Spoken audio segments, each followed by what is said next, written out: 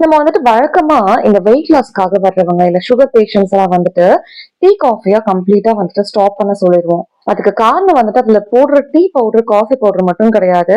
அதுல வந்துட்டு நம்ம பால் போடுறோம், அதுல வந்துட்டு வெள்ளை சர்க்கரை நிறைய போடுறோம். சோ இது எல்லாமே சேர்ந்து நிறைய கேலரிஸ் வந்துட்டு உள்ள போயிட்டு இருக்கும். சோ அது மட்டும் இல்லாம இந்த டீ காஃபி வந்துட்டு உங்களுக்கு எந்த பெனிஃபிட்ஸும் பெருசா கொடுக்கறதும் கிடையாது. ஆனா நான் சொல்ற இந்த 2 டீ குடிச்சீங்கன்னா உங்களுக்கு வெயிட் லாஸ் வந்துட்டு நல்லா வேகமாவே நடக்கும்.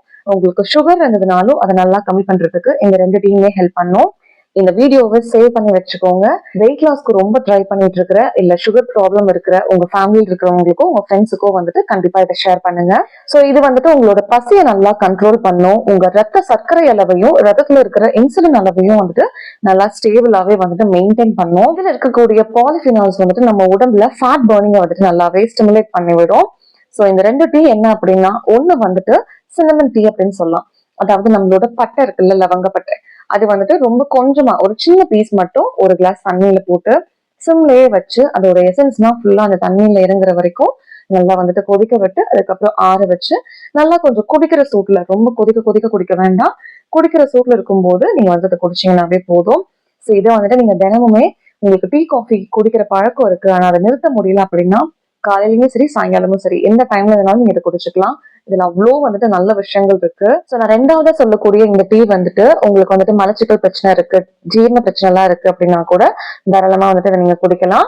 சோ வேற ஒன்றும் கிடையாது, இஞ்சி டீ தான். சோ இஞ்சி டீ அப்படின்னா நீங்க நார்மலா குடிக்கிற டீலயே வந்துட்டு கொஞ்சம் இஞ்சி துருவி போட்டு குடிக்கிறது கிடையாது.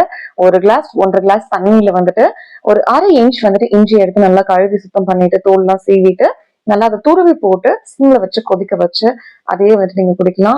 சப்போஸ் உங்களுக்கு வேணும்னா மட்டும் அது கொஞ்சம் ஆறுனதுக்கு அப்புறம் கொஞ்சமா வந்து தேன் ஆட் பண்ணிக்கோங்க. முடிஞ்ச அளவுக்கு இனிப்பெல்லாம் எதுவுமே ஆட் பண்ணாம குடிச்சீங்கன்னாவே உங்களுக்கு ரொம்பவே நல்லது செய்யும். உங்களுக்கு டீ காஃபிக்கு பதிலா இந்த 2 டீயுமே நீங்க மாத்தி மாத்தி குடிச்சீங்கன்னாலுமே வந்துட்டு இது உங்களுக்கு உடம்புல ஏகப்பட்ட நல்ல விஷயங்களை வந்துட்டு செய்யும். இஞ்சி டீ வந்துட்டு காலையில குடிக்கிறத மோஸ்ட்லி அவாய்ட் பண்ணிக்கோங்க, சாயங்கால டைம்ல குடிங்க.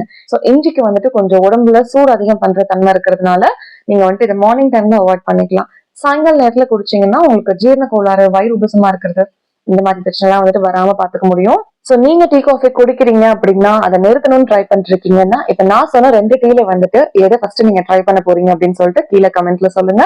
அடுத்த வீடியோல பாக்கலாம். நன்றி.